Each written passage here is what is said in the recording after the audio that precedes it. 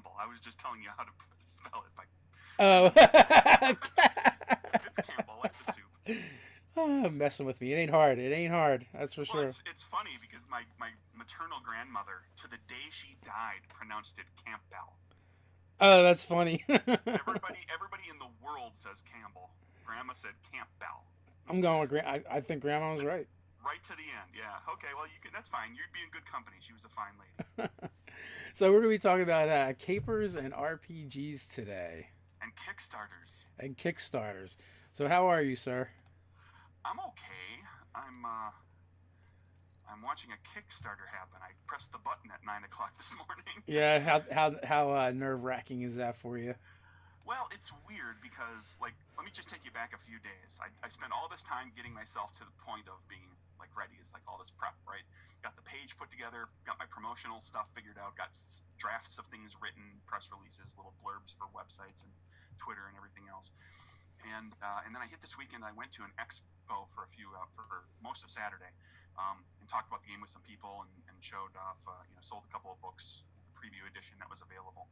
And then I decided Sunday I'm just going to kick back. I'm not going to do anything. And then I didn't do anything, but I spent the entire day worrying about it. Just like my mind would constantly wander back to it. And I was like, nope, nope. I would make a note. It's like, okay, I'll check this tomorrow evening before. I'm not gonna deal with it now. And then I just kind of cruised through yesterday. Last night yesterday at work, and then last night I got home and went through my whole little checklist, got it all wrapped up, slept a reasonable amount last night, and got up and pressed the launch button at 9 o'clock Eastern time here. Now I think we're having some technical difficulties today, and this is gonna bug me. All right. So Is it me? Am I doing something? no, you're good. It's not on your end. It is on my end somewheres, and I am not sure where. We are streaming. We are streaming to places. We are streaming Just not to all of them? just to not to all of them. So we will get it up over on YouTube later on if it doesn't stream to all the places live. We should be on Twitch and Facebook at the very least right now. But I don't know. Sometimes the internet is a fickle mistress. Gotcha. So I was looking at your Kickstarter earlier this morning. I probably like within like 30 minutes of launch, Right. and it looked like you were already at 25%. So not bad at all. I was. That happens if you've done a little bit of legwork, right? You get a handful of people that are going to friends of yours and stuff that are going to jump on it right away and just help you get off to a good start, and that's what happened. So I mean, it probably blew into about 30 or 40% like very quickly, and then it's been just kind of slowly rising since then. Sweet. So we were talking about that a little bit before we got started, and how Kickstarters seem to follow a certain pattern, and you get a third in the front and a third in the back and a third in the middle. So I imagine if that seems to hold true, that's got to be good news when you're looking, It and is.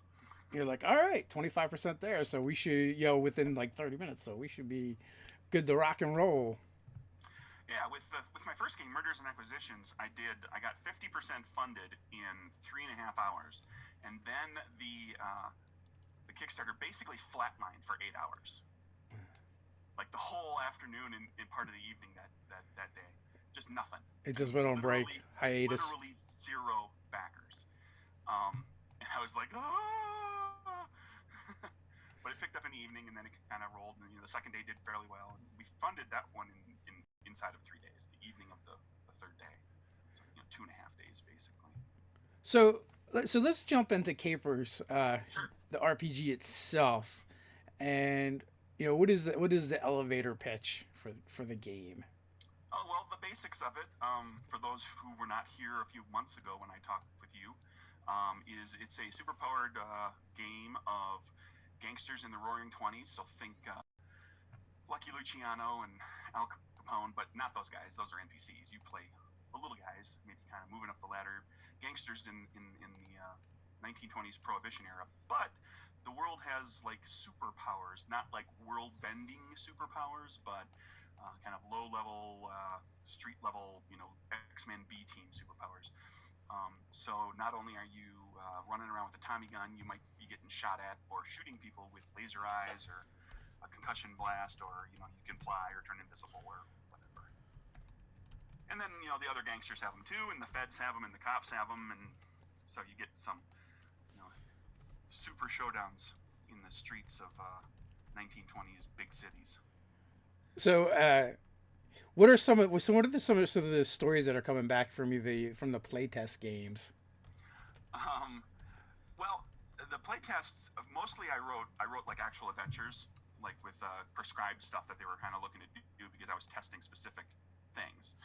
By the time I got kind of to the end, I just said, hey, I just want you guys to run, a few combats of these types, wrap whatever kind of story you want around it or do whatever.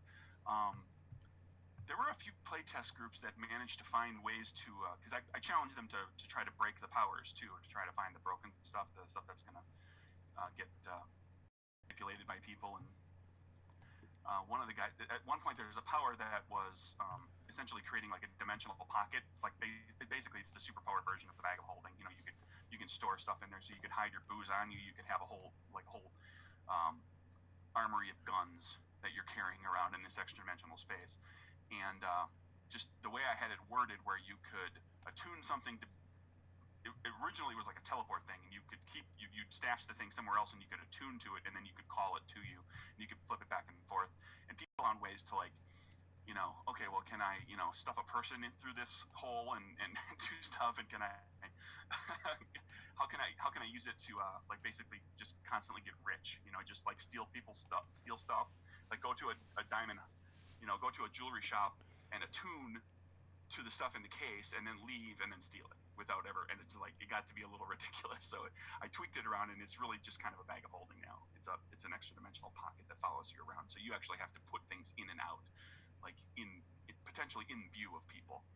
I had one group that was really good at finding ways to, like, they were doing things where they were creating acid and finding ways to create a whole bunch of it and drop their foe into it. Where like the power is just described to shoot a bolt of acid or whatever, but it's like one of the things you can do is you can just kind of create a small amount of it. It's like, well, if I create a small amount of it for a long enough time and it doesn't neutralize quickly, they got really technical on me. So some stuff had to get reined back in because people were finding weird ways to push the boundaries. I am not surprised. it's what players will do inevitably. Although the way you describe the power, it actually sounds like a great power for a supervillain, and for the premise of a game where they have to figure out what's happening to the stuff and how they're actually robbing the jewelry store. And there's still ways to do all of that stuff. There's ways for there's certain powers that are certainly very good at making you an excellent thief. I just had to there was a point, I can't recall the specifics of it, but there was a point where they described, like in a paragraph, they described like, if you do this, this, and this, it's basically unlimited wealth. You can just keep doing it. So I was like, all right, well, that kind of defeats part of the purpose of the game, which is for the kid, you're kind of, you're a gangster looking to get rich. Yeah, now you're already rich. Yeah, I took this power and now I'm massively wealthy. Well, that's one of the other premises too. That's a little different. The idea that you might not be playing the good guys. Yeah, very, very true. And you can play law enforcement in the game. You can fight that losing battle if you want to, because it kind of is a losing battle historically, and as it's described in the game, because the federal government and law enforcement agencies were not at all prepared for the boom in organized crime that came out of Prohibition. The stats, I don't remember the exact stats, but it was like the number of speakeasies, that is illegal bars and taverns, at the end of Prohibition was far outstripped the number of legal bars there were before Prohibition. Like it actually led to a boom in building bars. Well, if you think about it, right, it starts with your kids. If you try to deny them something or tell them no to something, they just want that thing that much more. Yeah, exactly. So, how much research did you put into doing this game for the error? Enough. That is to say, I didn't get crazy with the history. I delved into it enough so that I could describe the world for people who are unfamiliar with it, to kind of lay it out so that people know, like, okay, this is kind of the level of technology that's in the world. This is what healthcare is like. This is what's common for food and drink, and to kind of set the stage in the world. And this is like, this is how new these certain technologies are. Like, there's a whole little section that describes, like, or technologies and innovations. There's, like, the drive-in restaurant.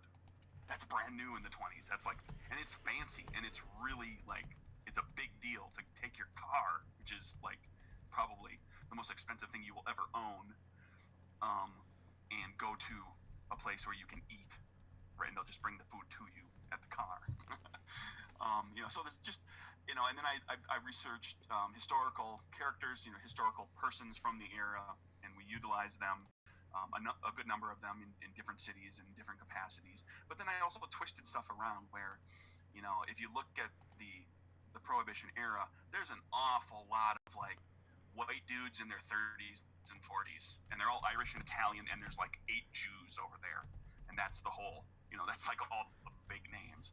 And it's like, well, that kind of, that sucks for, like, some woman or a person of color picks up the book and goes, well, this doesn't speak to me at all. So I twisted things over, and the other writers who helped design some of the characters and the cities and everything did the same thing, where we introduced new characters. So there's all sorts of different types of people. We gender flipped and race flipped a handful of characters. Like Lucky Luciano is not Charles, it's Carla. So Arnold Rothstein's right hand person is Carla Luciano, who is quite formidable and is in fact lucky because of a power she has. Now, did you get any angst over that? From other gamers and whatnot talking Yeah, about it? yeah. I have not once received any sort of a down, negative anything about that. I've received quite a lot of complimentary commentary about that kind of thing. Now, I didn't, there's certain things like I can't flip Capone. Al Capone, everybody knows Al Capone. So Al Capone's an Italian white dude. But, there's other characters that you can flip around and do something different with, because it's you're creating an alternate history. I mean, geez, there's superpowers in the world, for Christ's sake. I disagree a little bit. I think you can flip everybody if you want to. Well, it would be that'd be a harder sell. Yeah. Flipping Al Capone would be a harder sell. I think just about anybody else you could flip. I flipped Elliot Ness. Elliot Ness, the guy who historically brought down Capone, is Vanessa Ness Elliott, and she is the hard-nosed, up-and-coming Prohibition agent who has assembled her team of 11 untouchables because they won't take bribes, and they're wreaking havoc in Chicago in the game and making a lot of trouble for the Torrio Capone crew as well as for the O'Banion Northside crew. So yeah, I flipped Kevin Costner's character from the movie The Untouchables. But yeah, Capone would be rough. I never even considered it. Everybody else I read up on, I considered it. That was the thing. I never considered it for Capone. I was like, just everybody knows who Capone is. They got to keep him. Although the concept sounds like a lot of fun. My brother had wanted to run a Mutants and Masterminds game with a lower power level, and in the Roaring Twenties as well. Possibly replacing some things like tech heroes with steam power. Sure. And there's some stuff written up in the game too that'll for the people who like their superpowers to come in the form of suits and gear, as opposed, you have your Iron Man type characters. Excuse me. There's rules for that, and it's pretty straightforward. I mean, you're just taking the powers and you're saying, well, it's in the equipment rather than, and it's like a slight tweak to how the power works. Yeah, but it's there. It's there, so you can play the 1920s version of Iron Man or Batman with their cool gear. Yeah, I mean, that stuff isn't too difficult to do. No, it's pretty straightforward. So what is? Oh, go ahead. Sorry. I was just gonna say, what was the playtesting sampling like? The sampling? How do you mean? Like, how many playtesters did you end up with? Oh, well, I started with 4 groups that were planning to playtest long term. Not all of them stuck with it, but a few of them did. And then I, like halfway through, I also brought in brand new, fresh eyes. I brought in like a few new groups, because as the writer, you need play testers and editors because you get too close to the work. You fill in the blanks. You don't notice the problems, and the play testers will start to do that as well because they've grown with the work. They've seen it evolve, and there comes a point where like they may not notice something.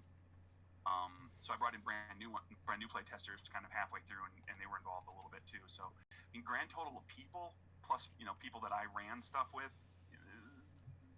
50 or so people. It's not bad. It's not a bad sampling for a small publishing company. Involved in a fair bit of playtesting, and then there was all sorts of one shots, and demos and all that kind of stuff. And those are all. I mean, every one of them is effectively a playtest. I may not call it that, but I'm thinking of it in terms like that. Every time I ran a one shot, I probably came out with something that like, oh, I need to tweak that, or somebody came up with a cool idea that I hadn't thought of. Let's see what we can do with that. Cool. So this is your second game, right? You've done freelance work. We've discussed that, but this is the second game that you're publishing. Yes. And last time you were on, we talked about a lot about Murders, Acquisitions Incorporated. Is that correct? Murders and Acquisitions. Murders and Acquisitions. Yes. Remember, it's not like Acquisitions Incorporated. I know. Now it's stuck in my brain. We were even just talking about that, and it's still stuck. Yeah, I get people asking about it. That's okay.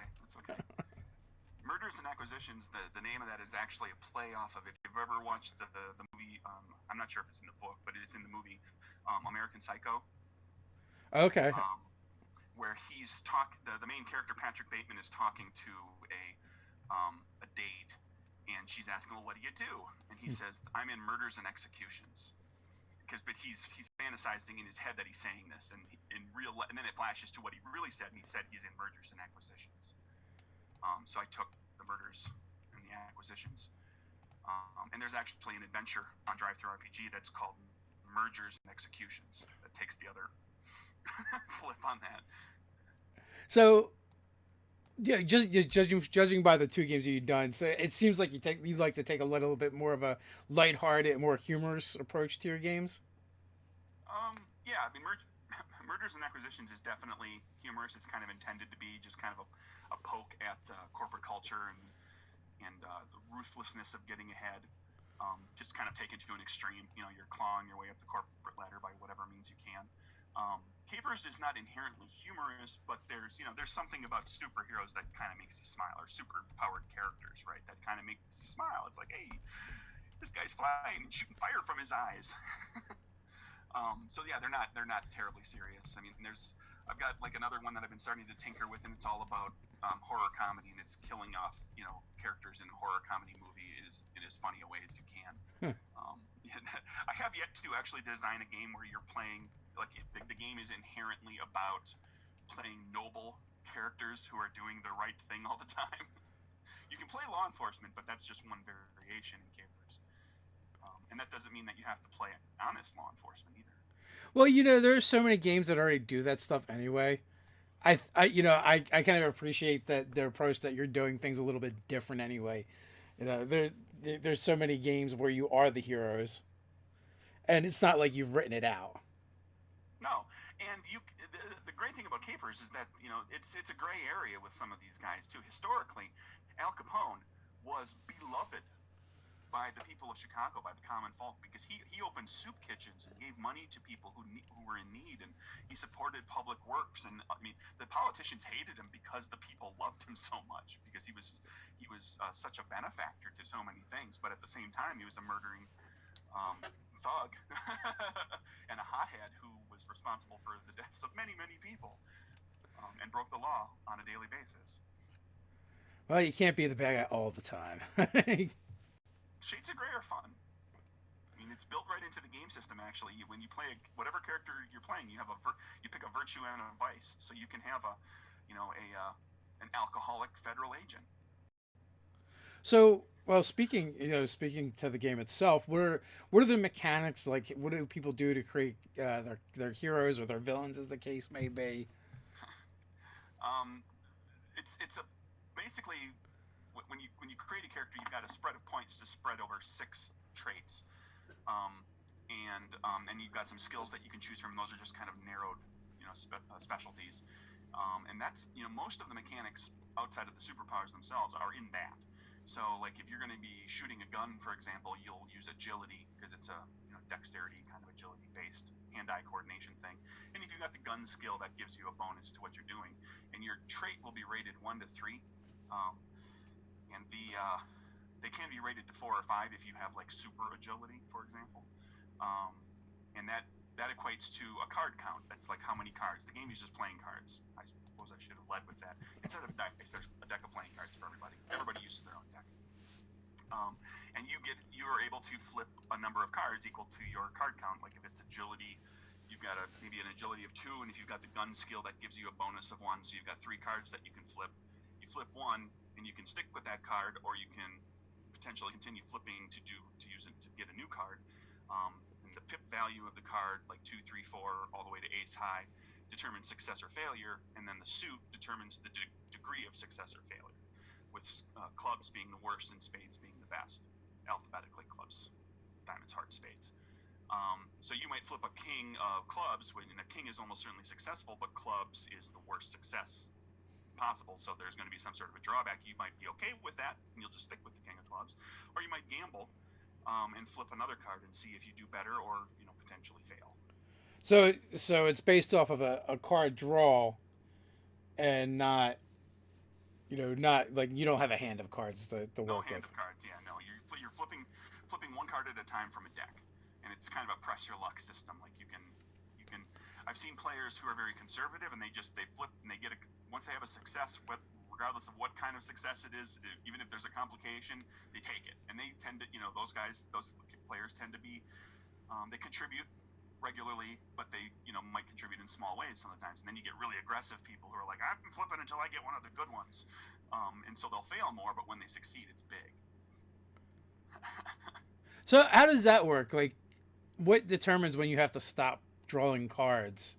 Well, you'll have a limited number that you can flip. So if you have a card count of 3, like we were talking about with the agility and guns, once you hit 3 cards, you're stuck. You take that 3rd card.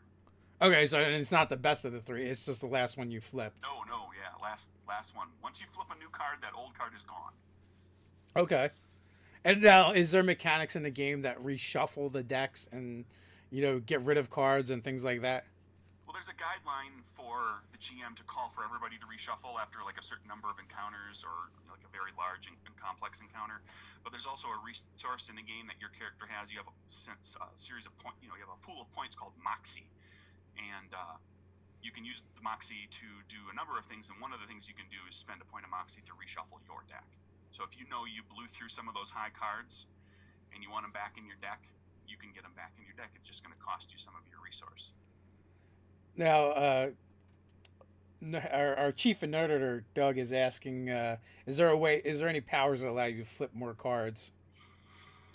To flip more cards, here's the train. Everybody, can you hear that? Inherently, to flip more cards, there's not a power that allows you to do that. There's 2 things that might interest him. Moxie. One of the things you can get out of Moxie is an extra card, but it's a limited pool, so you can't do it all the time. So you can't get that extra. Like if you got a really bad card or a botch on that final card, you can get yourself out of that trouble, but it's going to cost you one of your points. There's a power in the game that is like a meta power that's called probability manipulation, where you actually look at the top card or cards, depending on the variation of the power you're using, to see what it is. You might be able to rearrange them. You might be able to look at a card and say, no, I don't want to see that card coming up, and you can just throw it in the discard pile. There's some variation, so you can manipulate the probability of your deck or somebody else's to a limited degree. Yeah, I figured when you were talking about the lucky character, there had to be something in there that allowed that. Yeah, that's Lucky's power. That was I don't know if you're familiar with the old Marvel superheroes phase rip system, but probability manipulation was like one of my favorite powers, where you just get to reverse the dice. Oh, sure. That was one of my first. That was one of the very earliest RPGs I played, and the first Supers RPG I ever played back in very early days of college. and the face rip, FASERIP. You remember what they all stand for? Oh yeah, we still play. Those are all your traits, right? That's like Yeah, what yeah. force. Fighting, agility, strength, endurance, reason, intuition, and psyche. Okay, and the traits in CAPERS are charisma, agility, perception, expertise, resilience, and strength. And the initial spell CAPERS down your character sheet. And that's an homage to face rip. yeah, I've seen some other systems do the same thing where they kind of like tip their hat to that system. Mutants and Masterminds with their third edition did the same thing. They changed when they changed their stats. With each edition of that game, they got like further and further away from the D20 systems, and you could see where they're kind of pulling from. Yeah, it evolved into its own beast. Which is always really that was one of the cool things about that era is like we got a lot of shitty products and games, but at the same time there was a few that rose to the top, and without the OGL we wouldn't have got those. Yeah, well, we got that glut of just absolute crap. Yeah. There's so much stuff that was like, oh, we can just pump this thing out, and I remember very specifically it was a little thin book that some company put out that was filled with demons. And this was before I did any sort of professional game design. I mean, at this point, my design cred was I DM'd and wrote my own adventures, right? And I got that book, and I flipped through it, and I saw a couple things that I liked, and I didn't look really closely at the whole book, and then I bought it, and I got it home, and I started looking through it, and I was like, 80% of the creatures in here are clearly the wrong challenge rating. And like way off. Like they had no clue like how to scale a monster up for a right a proper challenge rating. And some of in disparity with the powers, it was like they had an attack power that did one thing, and then they had some other special ability that was just like mind blowing. It's like, why would you ever use the normal thing? Or vice versa. It had like this cool basic attack kind of thing, and then it had like, oh, here's this cool spell like ability that's just like me. Blah, that's so boring. Why would my demon ever do that? That's not going to impress anybody in the demon world. So we're having some calls from some of our staffers in the chat to have you run a one shot for us. That can potentially be arranged.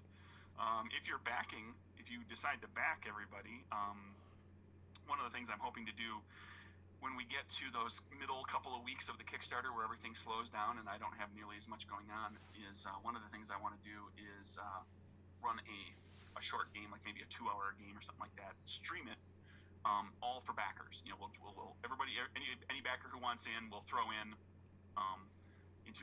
throw their name in the hat, and I'll pick out 4, and it'll be all people that I've never met. I want, like all my friends, I've already told them, you don't get to play this. I'll play with the game with you some other time. We'll get a bunch of strangers and we'll put them at the table, or the virtual table, and give people that are brand new to the game a chance to check it out and stream it, and it'll be fun. Have you been doing streamed games? I've recorded a couple of actual plays.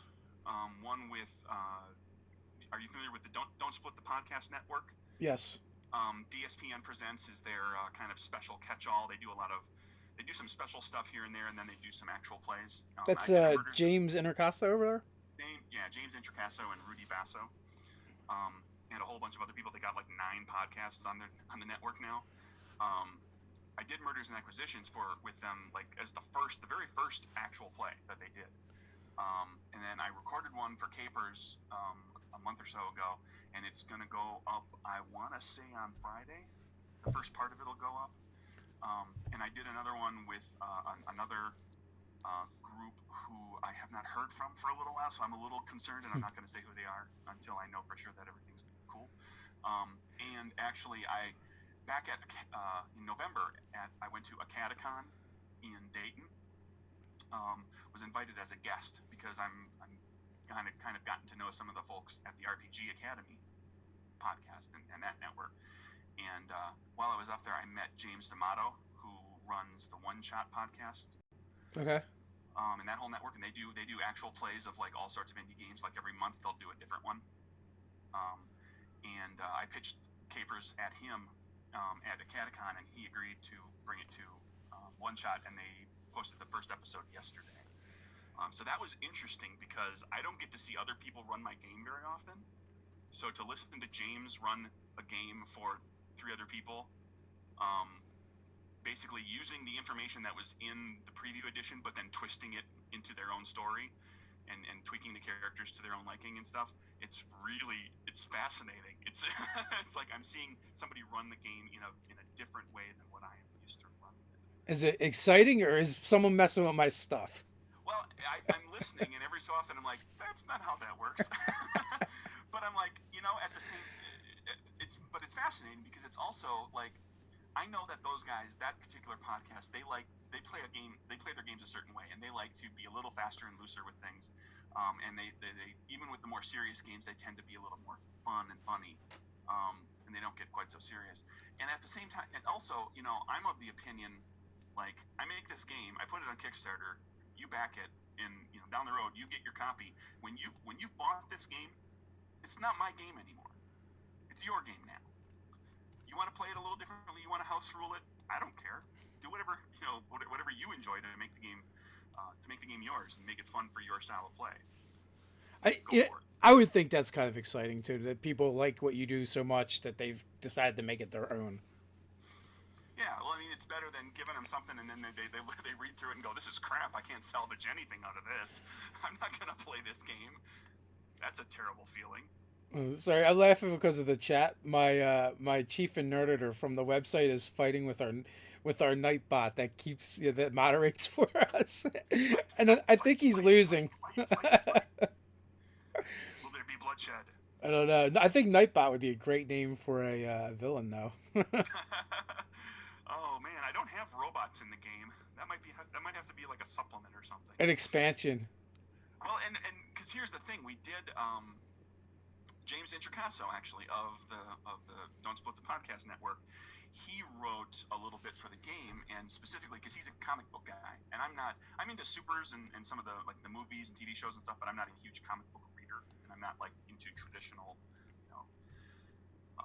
primary colors, capes and cowls kind of stuff, whereas he is. So he wrote a chapter for the book that's going to be. It's not technically in the book until we hit the stretch goal. To fatten the book up and get some of this alternate stuff in there, but he wrote a whole thing that's called the Gm Toolbox, which takes tropes of your typical of some of your comic book stuff, like your classic comic book tropes, and gives them the 1920s CAPERS spin. So there's stuff like alternate Earths and super prisons that aren't specifically designed because they start to get a little comic booky. But for those people who want to comic booky it up. Well, I imagine that anyone information will be in there. Anyone playing a superheroes game, I imagine, would want it comic booked up. I mean, that's the whole point, right? Well, and you can, but it's presented in such a way that it's because the game is is presenting something that's pardon the yes, I understand it's a game about superpowered people, but it's a little more grounded in reality. I wanted it to be a little bit more of the era and of the time and have the feel of a gangster story.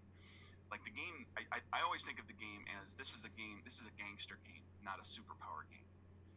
It just happens that the gangsters have superpowers.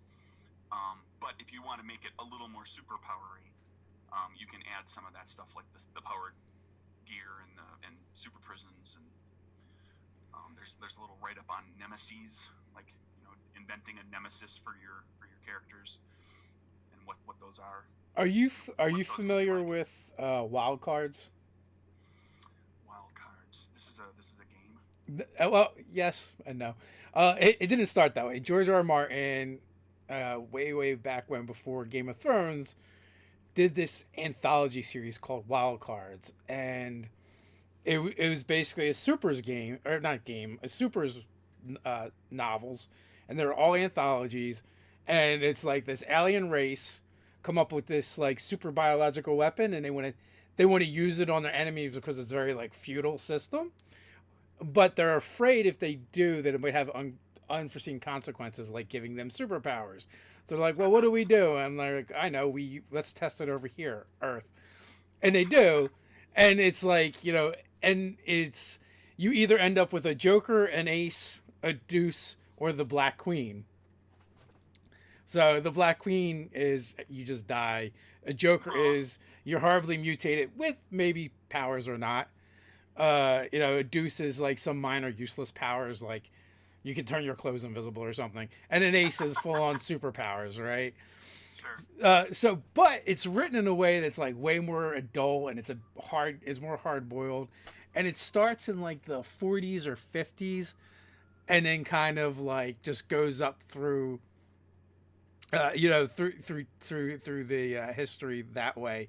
And if you like that kind of stuff, if you like alternate superheroes or comic book stuff, they're really good reads. But I was hoping that I'm sorry. I was trying to.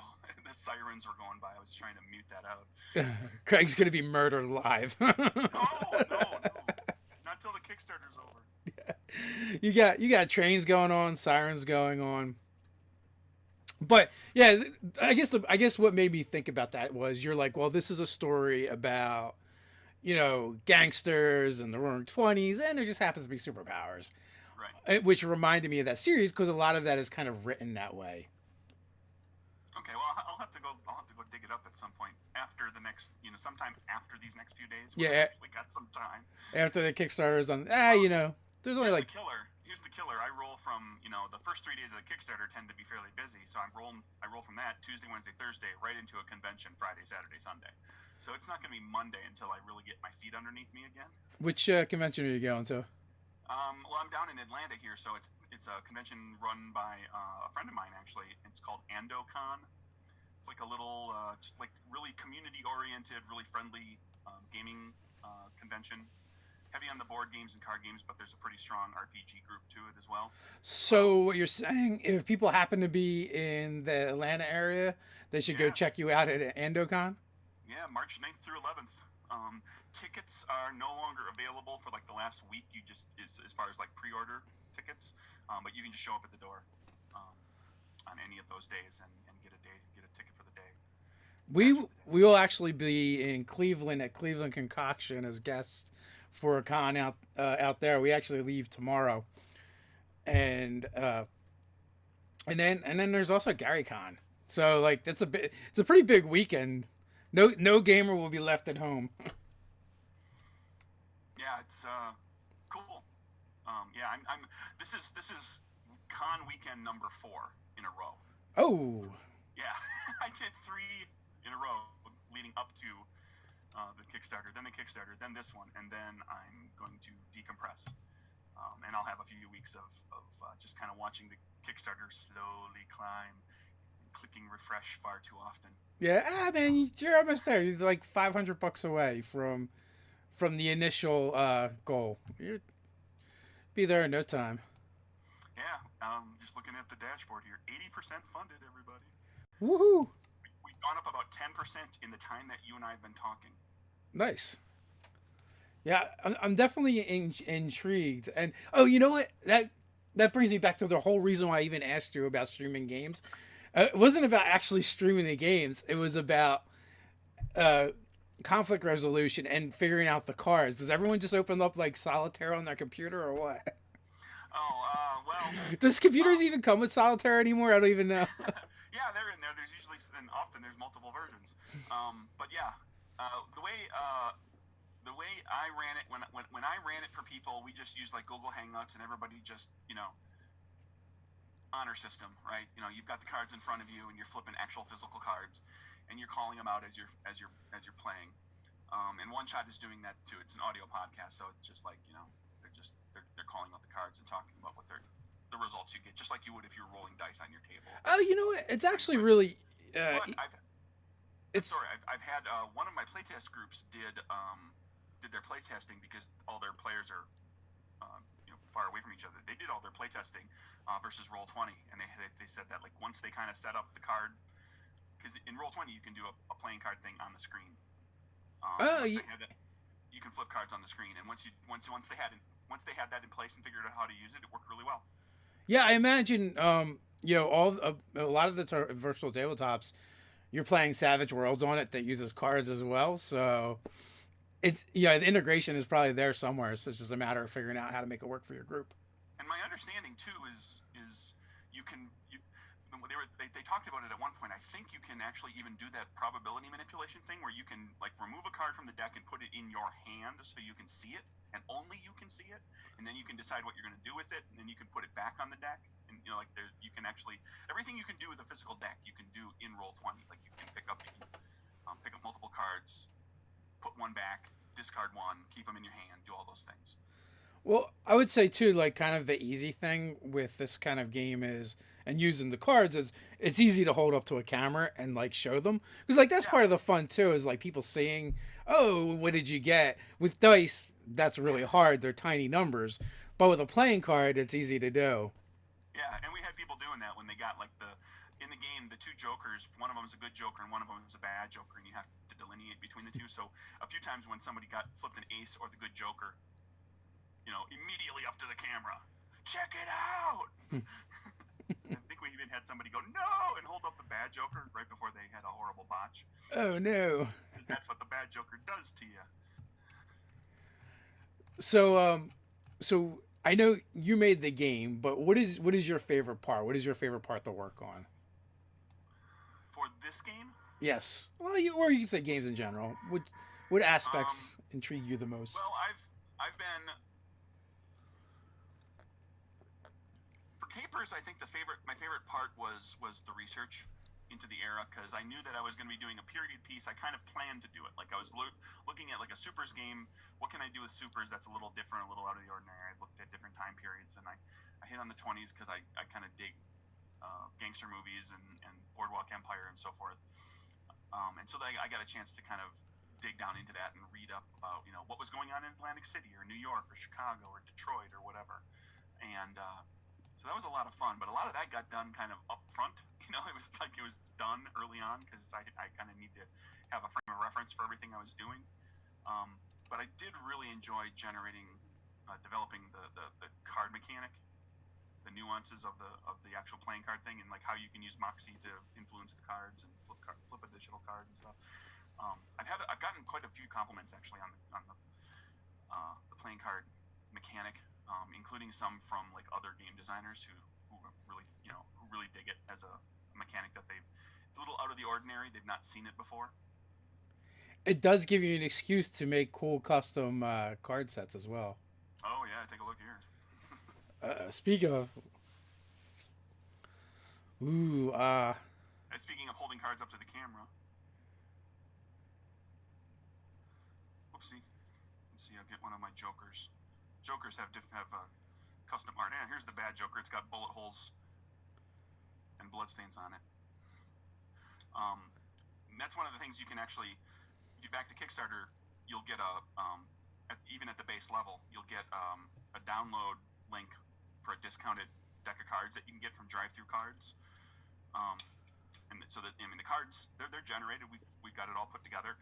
The only thing that will change is if the Kickstarter does well enough, we will I'll have the artist do illustrations for all of the face cards, and they'll be all NPCs from the game.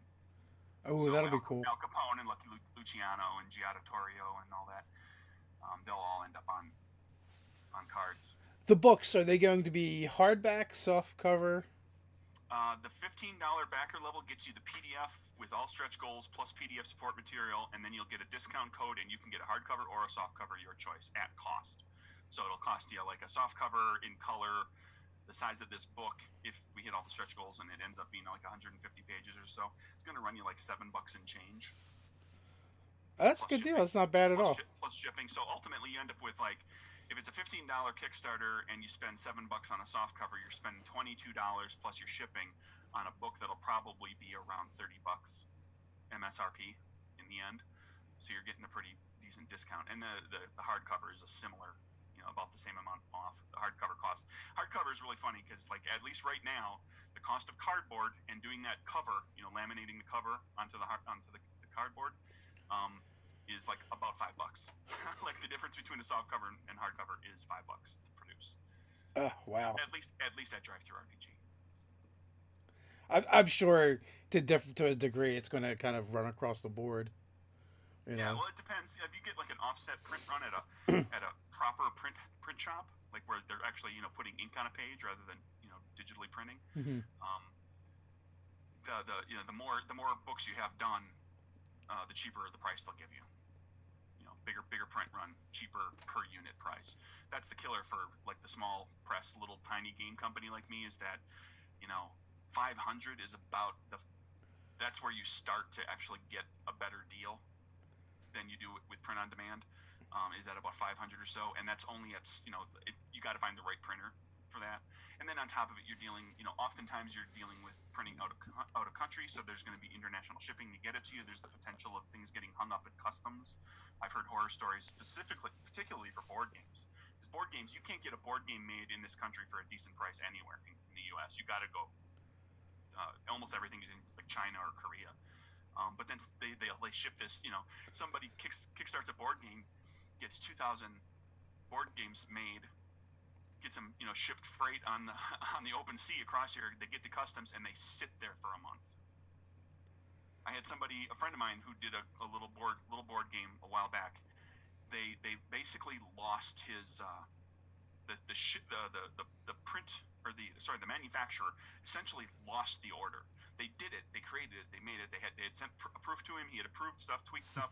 They made the whole board game run, 500 copies or whatever it was, and they put it in their warehouse to ship it. And then I guess something got stacked in front of it or something, and it just sat there. And it took him like months of going from person to person to person, trying to find the person who would actually go out there and look for the darn thing, because the system said that it had been shipped.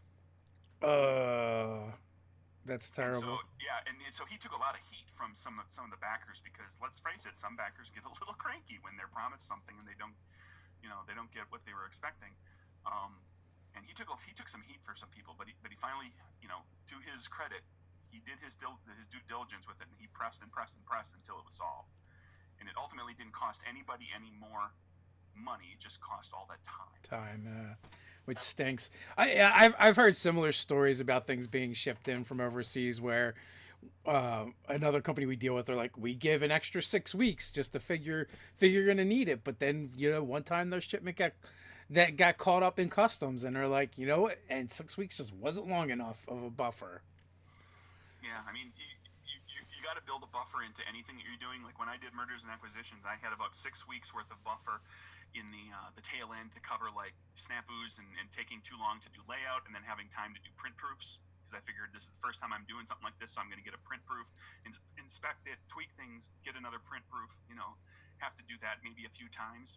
Like people that really know what they're doing, they'll get a print proof, make the adjustments, and then they have a final. The next one is the final. It took me like 4 proofs to get everything really cleaned up properly. So yeah, we ate through that buffer last time around. It happens. You got to plan for it. Well, you were diligent and got it done, so. Yeah, I'm happy. I made a bold claim in the Kickstarter last time, saying the Kickstarter was in May, and I was telling people I was going to fulfill in December, and we fulfilled in December. Everybody had their PDF before Christmas, along with their code, and they probably didn't get their book until after Christmas because of holiday. The print on demand stuff slows down. December is a bad month to try to get drive-through RPG to print something for you, because everybody's buying Christmas presents. Yeah, I could imagine. So you're gonna be running some games this weekend? Yeah, I'm running a little CAPERS thing, a special event with that. My kind of working with my graphic designer, who's going to be there, and we're going to be kind of doing a special event with the two of us with some CAPERS stuff. I'm running late at night. I'll be running a round of a new game that I've been fiddling around with, Die Laughing, which is that's the horror comedy game. Just a little 2-hour, it'll be like 7 or 8 players. We'll all play characters that are going to get killed in a horror movie, and we'll make it funny. It's a GM-less game. It's very simple. A couple other little things that I've got commitments to do. Those are the only 2 games that are scheduled. But I've got like a little workshop thing that I'm doing with some folks, and we're recording a podcast. And what's the workshop?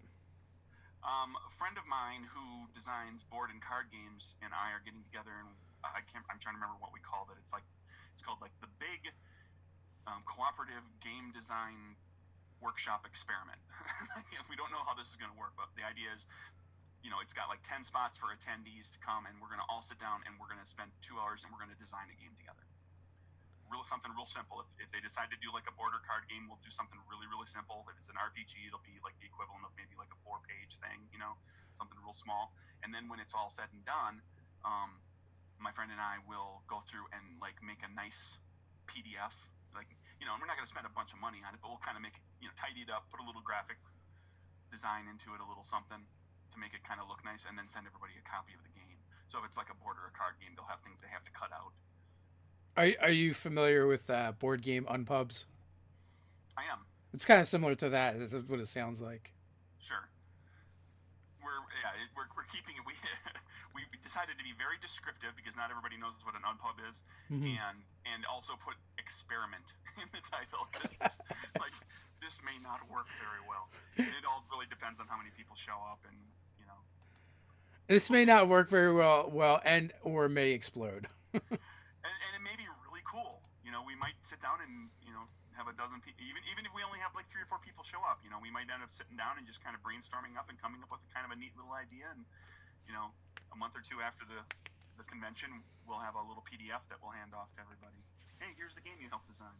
That's cool. That's a fun thing to do, especially for if you have any interest in doing game design. That's a great way to kind of cut your teeth and see what it's about and talk to some people that are already doing it. We have a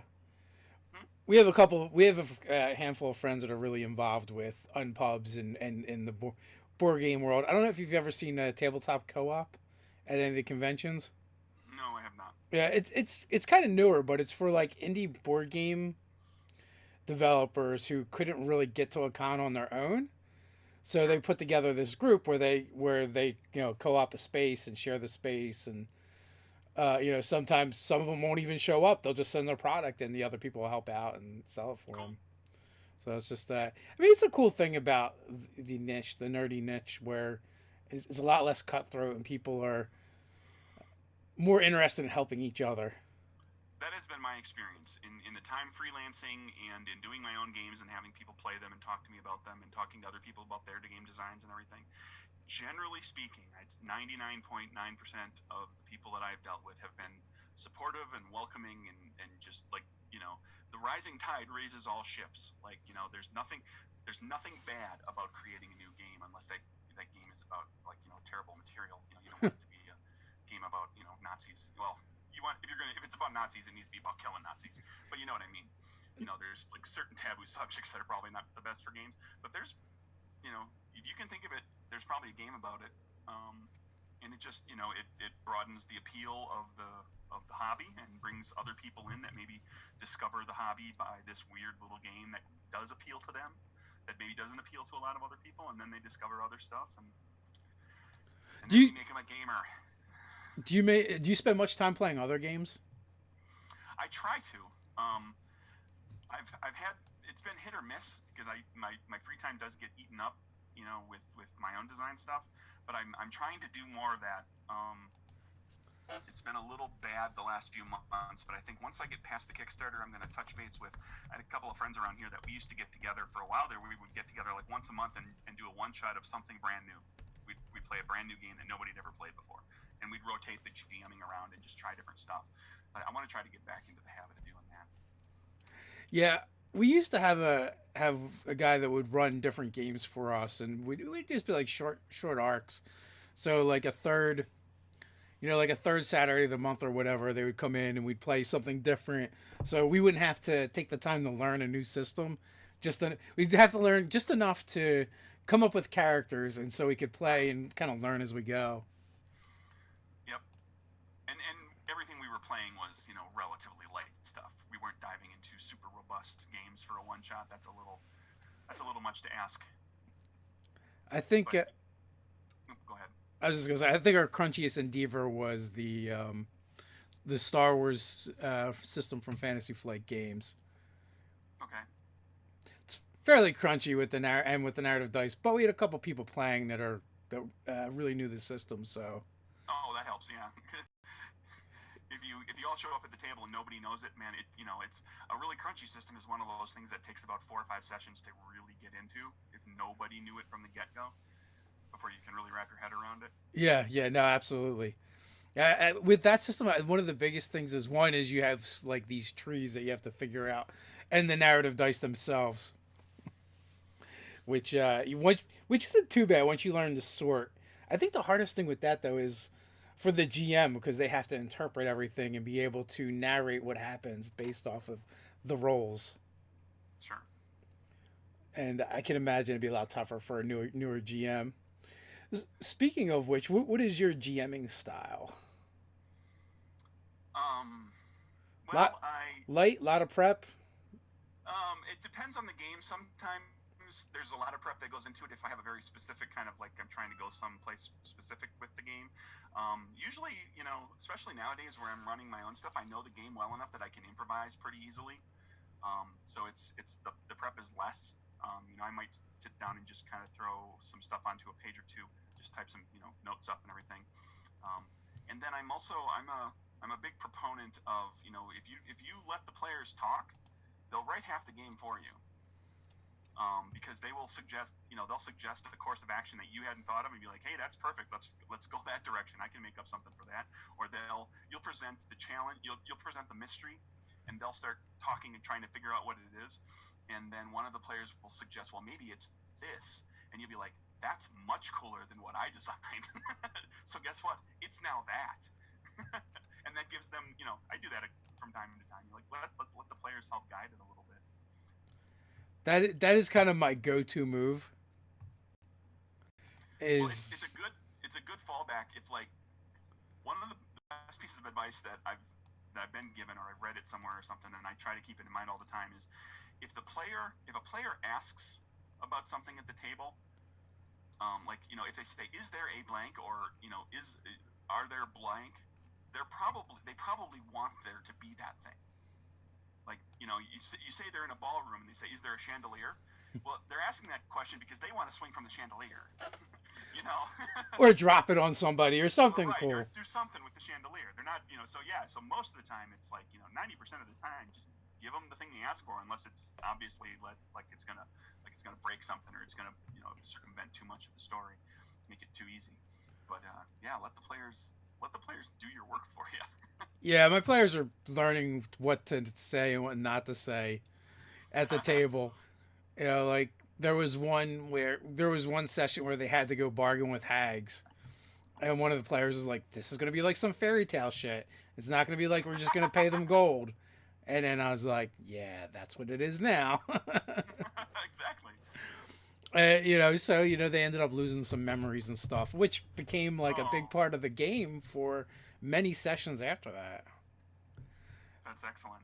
Another one, they went to the Feywild and they're like, "Oh, maybe the time works different here. We have to be careful about that." I'm like, "Yep, you guys just lost a year and a half." Yeah, and then on top of it, you also give that player, like they just did the work for you, and now when you confirm that that's the thing, that's what it is, because you change midstream, you now give them the moment of going, I told you. Yeah, And everybody loves a good I told you so moment. I told you it was going to be fairy tale crap.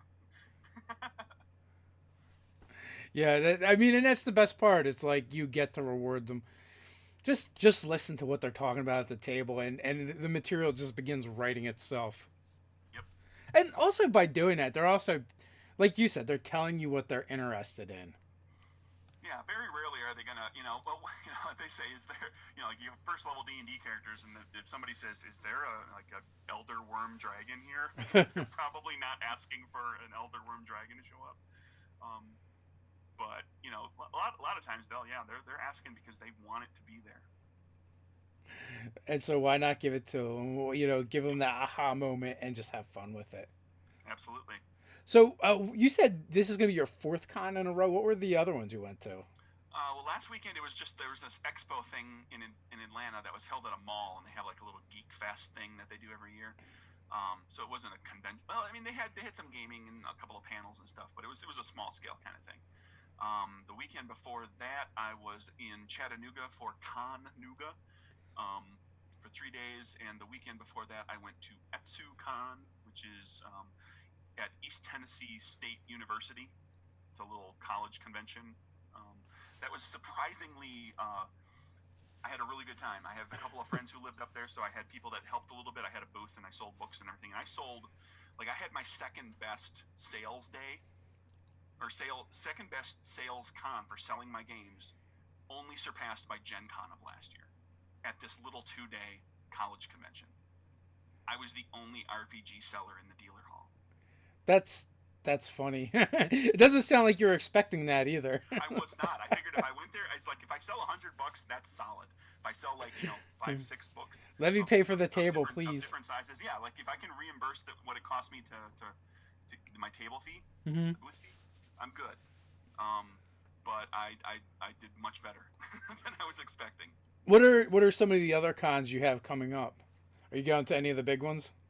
I'm going to be, if anybody in the listening world right now is going to be at Conglomeration in Louisville at the end of March. It's Easter weekend.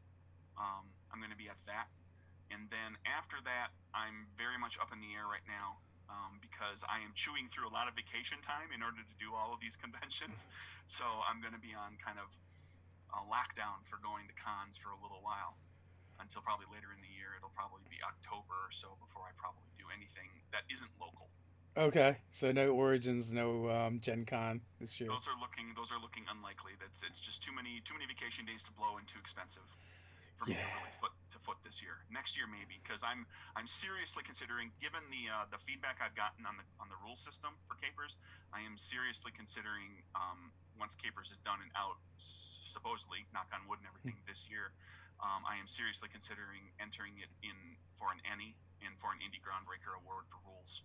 Oh, why wouldn't you? Worst case scenario is you don't win. Yeah, worst case scenario, I don't win. But you can enter your thing in there, and even if you don't win the category thing, there, like with the Annies, for example, they also have the judges spotlight. They always have like 5 judges, I think, and they pick like a best in show. Like this is something that didn't win an award, but I really loved it. And so they give you some recognition for that. And then there's also the Indie Groundbreaker Awards that's kind of geared more toward, the indie games, the small publishers. So yeah, I think I may take a shot at some of that. What about any thoughts towards PAX Unplugged if they do that one again? It's definitely it's penciled into the schedule very lightly. Huh.